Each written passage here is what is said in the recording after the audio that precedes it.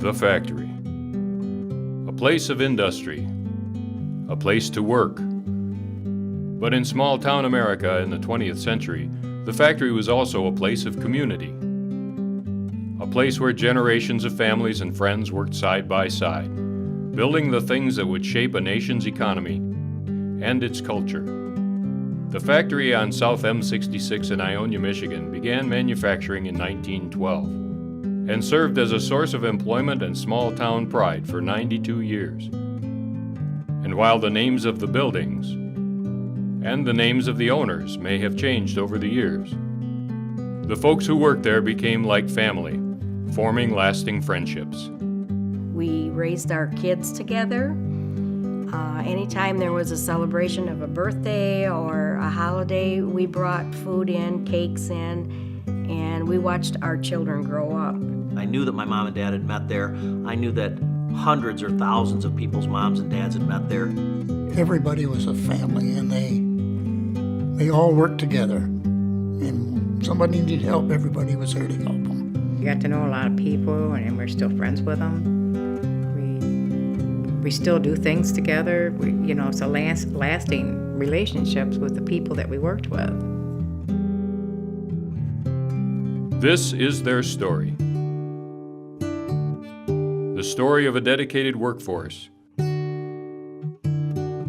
that answered their country's call in time of war and elevated their nation's standard of living in peacetime by manufacturing quality products at the factory in Ionia, Michigan, USA.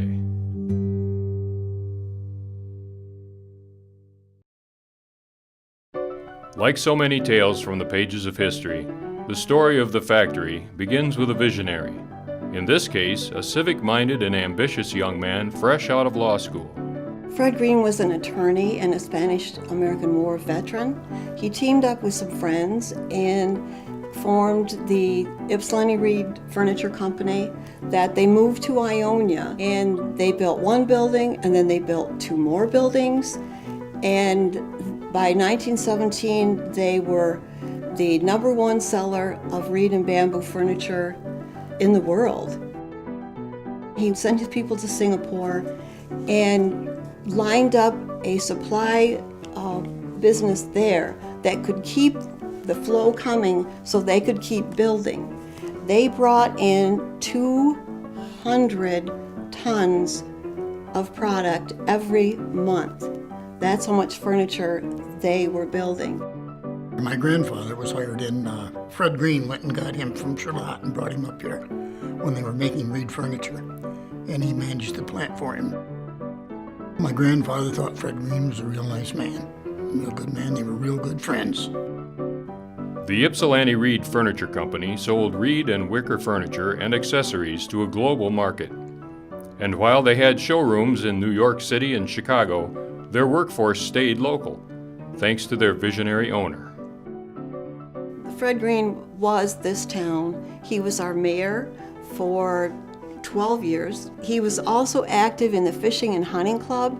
I think of Fred Green as our answer to Teddy Roosevelt. He was an outdoor man. He appreciated green spaces, and he set aside areas at our county park. Like many business leaders of his time, Fred Green was also civic-minded and involved in his community. After his time serving as the mayor of Ionia, he ran for governor of Michigan, using green canes produced at Ypsi Reed as the symbol of his campaign. Green was elected governor in 1926. After serving 2 terms, he chose to return to Ionia to help the factory climb out of the Great Depression. It looked like things were going to turn around and that the plant was going to prosper again, but he went on a hunting trip in 1936 and suffered a heart attack and died in the woods. Governor Green's death in 1936 could have meant the end of the factory and a devastating blow to the town of Ionia. But another gifted businessman came along and saved the day. Answering the call from Mr. Green's widow, Helen, who had taken the helm upon her husband's death, Don Mitchell came to Ionia and agreed to become a consultant for the plant. He developed a plan to put the people of Ionia to work and to help Mrs. Green avoid financial ruin. And while he joined Ipsy Reed as a consultant, Don Mitchell quickly became the mastermind behind the entire operation, bringing in automotive production to the factory. He was a visionary, he was an idea man. He'd been through the Depression and he had a real appreciation for what hard work could do. Making money to make money just was not part of his thinking. He was always about putting people to work, creating jobs. He diversified the plant in Ionia. That's the first thing he did, was sure, we can still keep making this great furniture, but times are changing and we have to change. His expertise was in automotive and in plastics. He was pretty much in on the beginning of those two industries. Once Don Mitchell came to Ionia and agreed to take over the Ypsilanti Reed and help Mrs. Green to turn it around, he never looked back. He was part of the family. He was there, and he was for the people. He did things that a lot of them appreciated what he was doing for them. Every Thanksgiving, every worker got a turkey. Every Christmas, they got a ham. He knew virtually all the people in the plant, and he was just so responsible to those that he had working for him.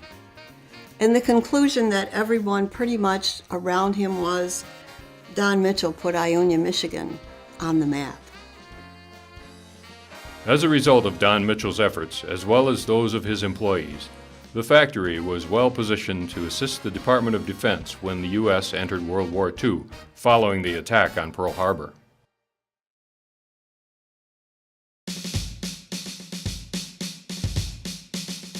This was a time of blackouts to hide the factory from potential aerial bombardment from the Germans or the Japanese. The plant went into high gear, producing military jeeps and buses, and tarps for tents and to cover anti-aircraft guns. The name of the factory changed to the Ionia Manufacturing Company, reflecting a more diverse range of business operations. During World War II, the plant in Ionia was well situated to supply both coasts of the United States with military items that they needed. They did Jeep seats. One of the most extensive projects that they did, they got an SOS from the Department of Defense that they needed 46,000 tarps. They would be like large canvas that could be made into a tent. And they needed them soon because Russian people were going to be freezing in the winter if they didn't get them. And the folks at the Ipsy Reed went to work, they supplied what they needed, and those 46,000 tarps were sent off, and people were saved. The determination and hard work of Ionia's workforce helped the Americans turn the tide of war. The Department of Defense recognized these efforts and came to town in 1944. The United States military had an award called the E Award, and it was given to plants for outstanding service. You had specific quantities that you had met, you had high quality in what you turned out, you had no work stoppages, you had a clean environment at your plant, and so this award was presented. Officials came from the military. Don Mitchell was on the podium along with Mrs. Green in a very pretty suit and hat. The Ionia High School marching band came down from the high school and they played for the event in their blue and white suits. And it was a festive atmosphere. There was bunting hanging around the plant and all around the stage. Everything was red, white, and blue. And I love the sign that was outside the plant that said, "In war or peace, Ipsy Reed."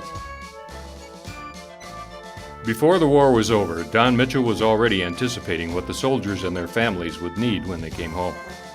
And so, he prepared the Ionia plant to be a leader in peacetime, just as they had been during the war.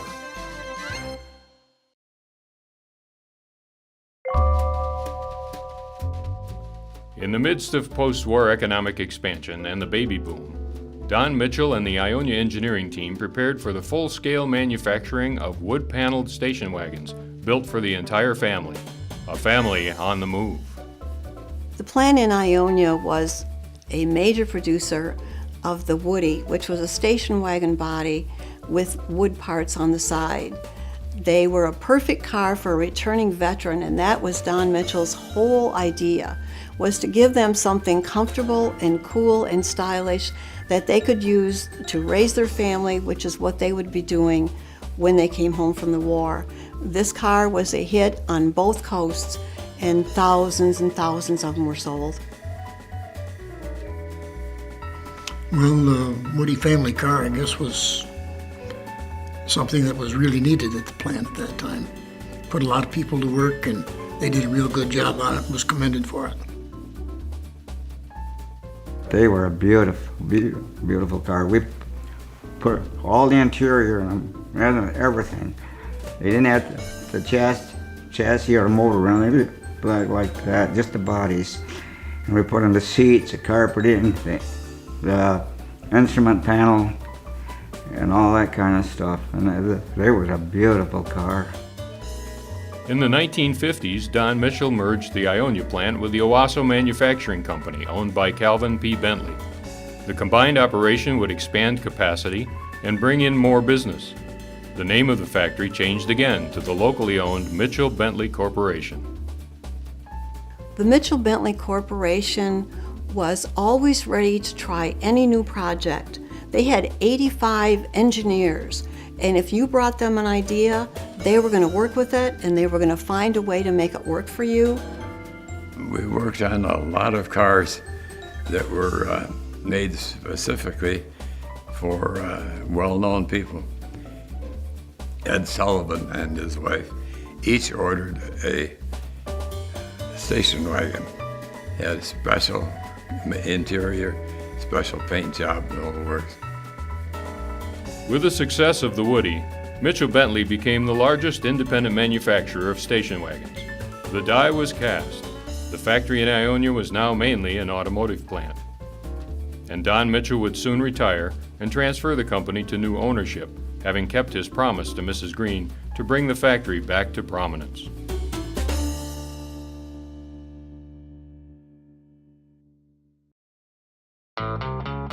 In the 1960s, the A.O. Smith Corporation invested in the Ionia plant, moving production towards fiberglass and injection molded plastics.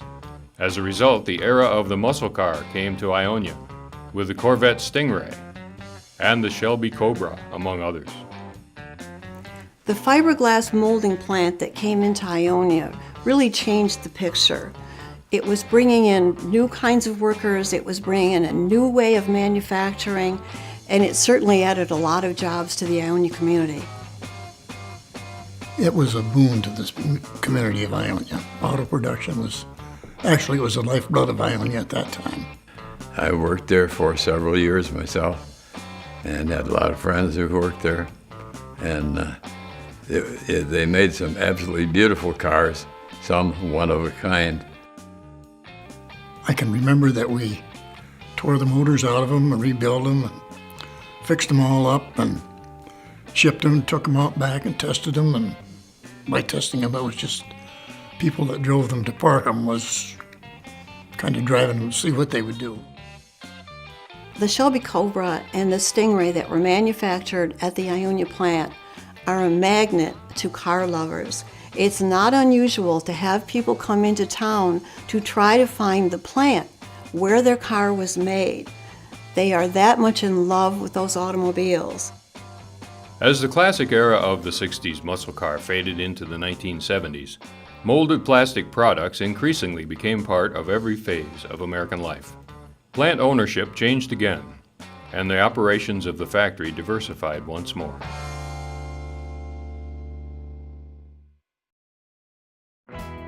Under the ownership of GenCorp, a division of General Tire, the Ionia factory still made parts for cars and trucks, but they also made other items of compression molded fiberglass, including trays for schools and hospitals, as well as other items that served the public. There were several things at GenCorp, mainly plastic or fiberglass. They called it General Tire, but we didn't do tires. We did little plastic parts for cars, pitchers and glassware. That was all plastic. plastic trays, and they call that the Bolta line. I worked in several departments. The 5th floor on the Blazer line was my first job. We kind of came in when they were doing the Blazers and the Jeeps for GM, and for Ford, we had front ends and hoods for them. The big Mack trucks, we did hoods for those, the semis. We made hopper covers and worked in the fiberglass. It was nice to see things build, the new things that came in, you know, and it made us feel good because we had a finished product. The best thing about working for GenCorp, I guess, was the fact that they had taken over the plant and kept a lot of people working when things were getting real slow. I think that was about the best. I enjoyed myself working there all the time. GenCorp employees, like the employees of A.O. Smith, Mitchell Bentley, and Ipsy Reed before them, formed long-lasting relationships with coworkers as they worked side by side every day. You could hear people working down the line, sanders going, screw guns working. We could talk and visit with our neighbors, have coffee at our areas, so that was a pleasure. And a lot of us ate at our own workstations. We had chairs and stools we sat at and could visit and play cards on tables if we wanted to. It's the people. You enjoy being with the people. You grew up with, our kids grew up with each other. You know, you were just like family. So, you know, that was the way it was. For almost 100 years, thousands of men and women raised their families and enriched the community because they had a job at the factory. But the winds of change were about to blow. The struggles faced by American manufacturing from coast to coast, the downsizing of plants and the offshoring of work would soon come to Ionia.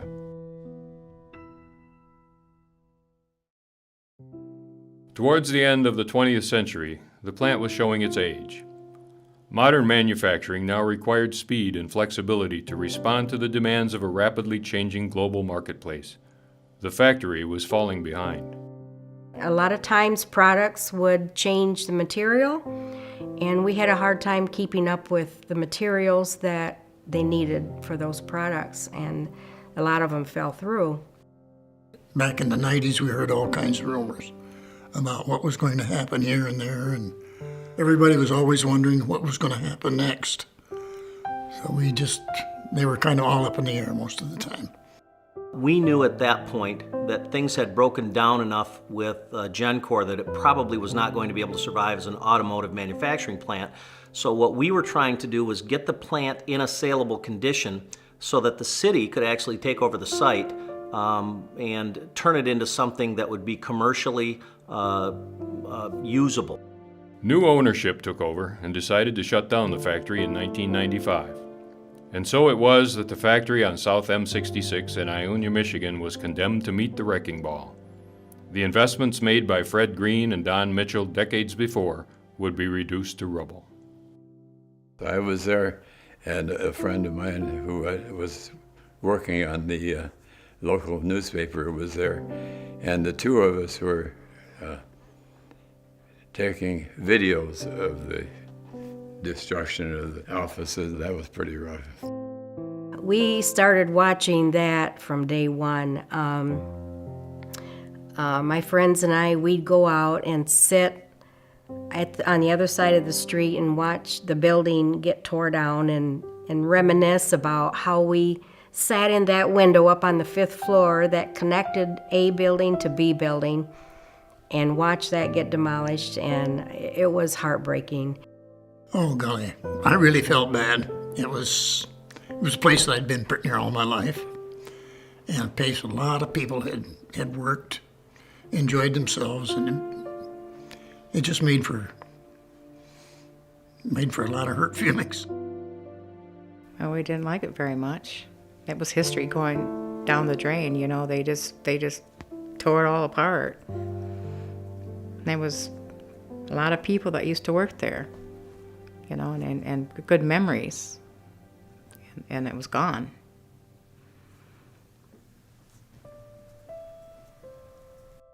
History will record that the vision and community spirit of business leaders, supported by the dedication of a loyal workforce, put this small town on the map as an innovative center of manufacturing that was known around the world.